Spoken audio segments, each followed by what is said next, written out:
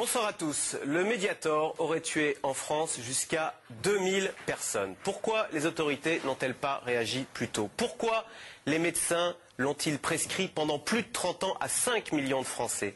Quelle est la responsabilité du laboratoire Servier dans ce scandale sanitaire?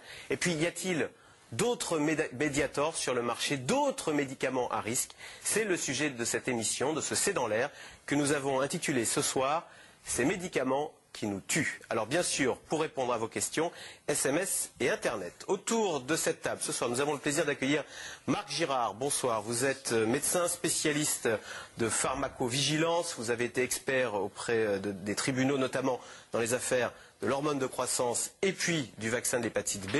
Et puis je rappelle votre dernier livre qui s'intitule Alerte grippale, c'est aux éditions d'Angle.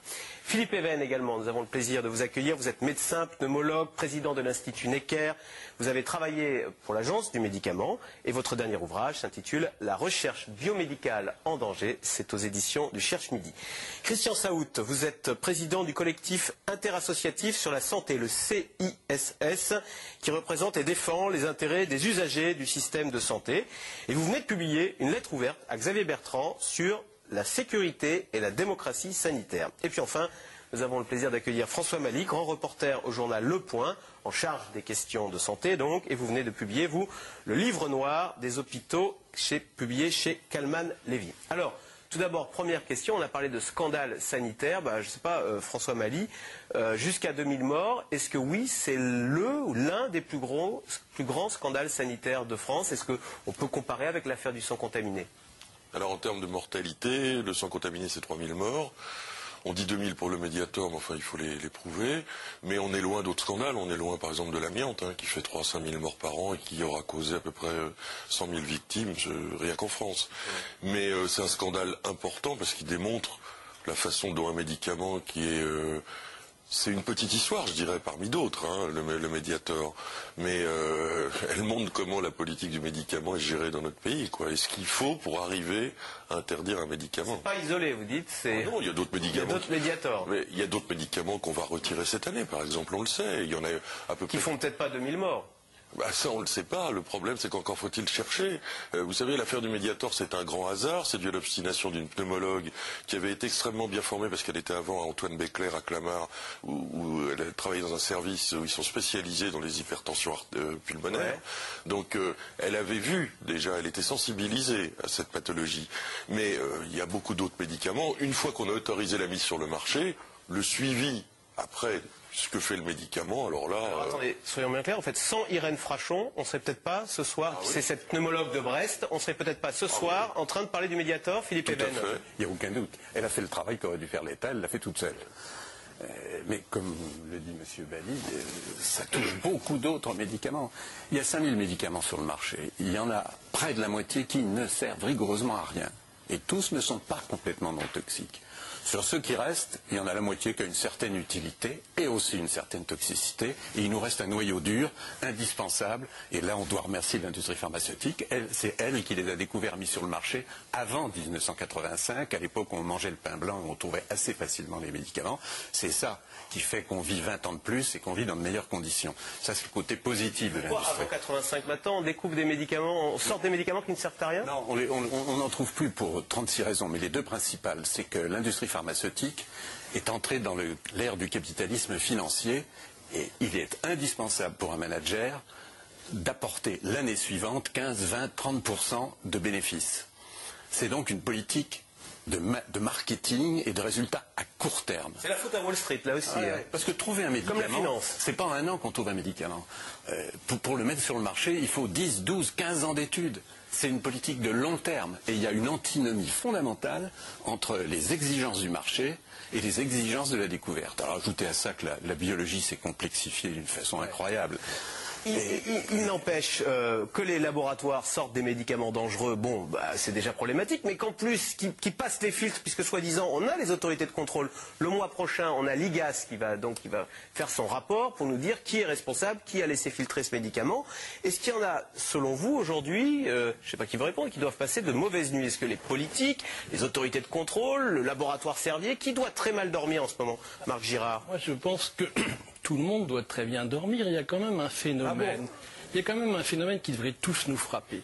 On est là prétendument dans la dénonciation d'une corruption intense qui implique tout le monde, les experts, les politiques, les machins, les journalistes, et on a une unanimité encore jamais vue. Tout le monde est d'accord. D'expérience, je peux vous dire que quand on touche quelque chose qui fait mal, en général, on se fait beaucoup d'ennemis. Là, il y a 0 ennemi. Le président de la République, tous les ministres de la Santé sont d'accord, tous les experts de l'agence qui ont été mêlés à cette histoire sont d'accord.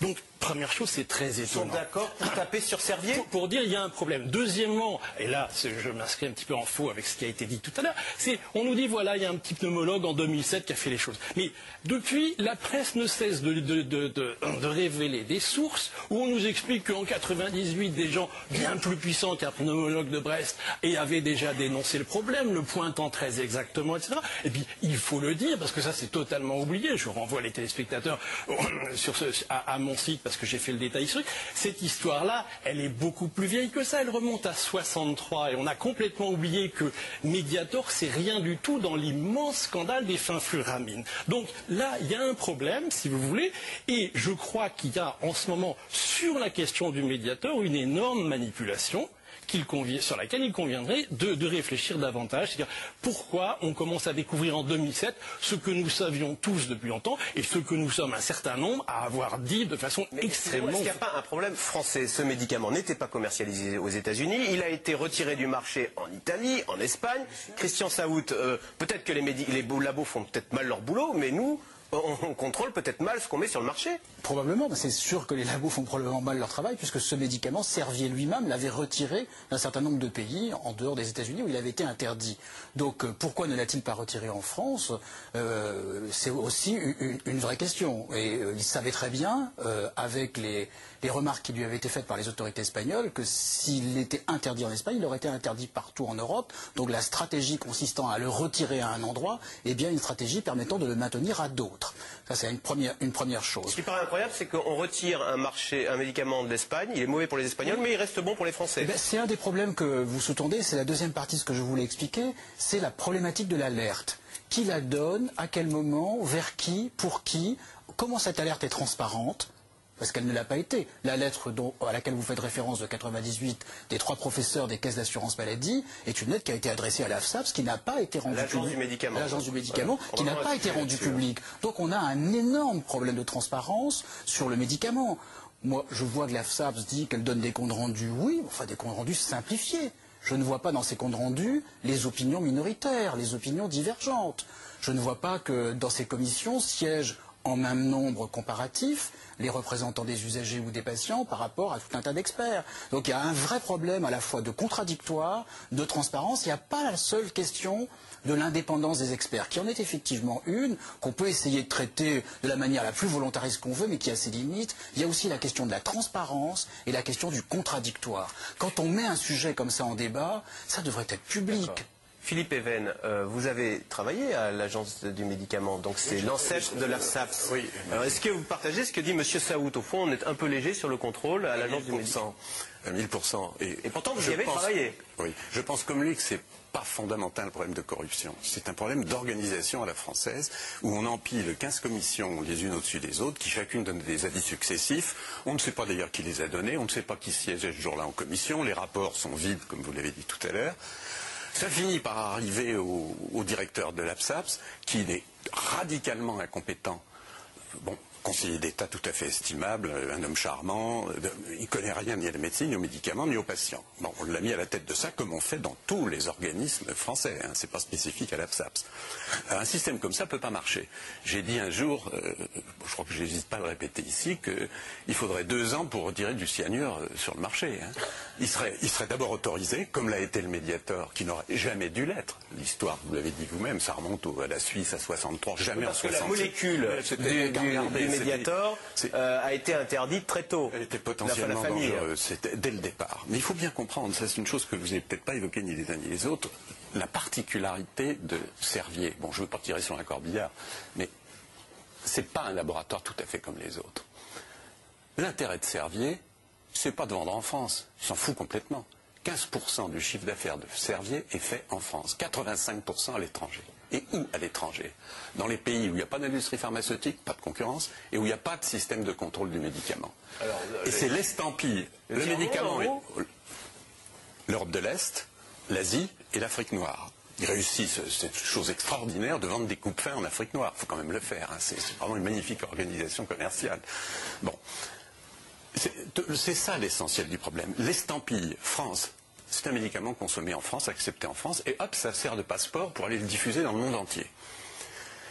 Ça a dû lui rapporter, je crois, 0,7% de son chiffre d'affaires. La France, c'est juste une estampille. C'est une estampille, c'est tout. Pour ensuite aller vendre en Afrique noire. Alors, commercialement, bravo, c'est magnifique. François Mali, je vous voyais... Il faut bien dire une chose, c'est que Servier ne risque rien, ou très peu de choses.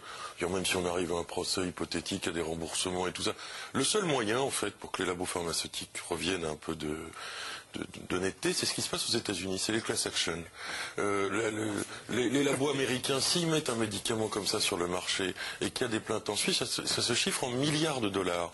Vous vous effondrez. C'est-à-dire, là, il y a un véritable risque pour l'entreprise qui fait ça. En France, il n'y en a pas. Et alors, il y en a d'autant moins qu'après les scandales sanitaires comme le sang contaminé, la France s'est bardée d'agences, dans tous les sens.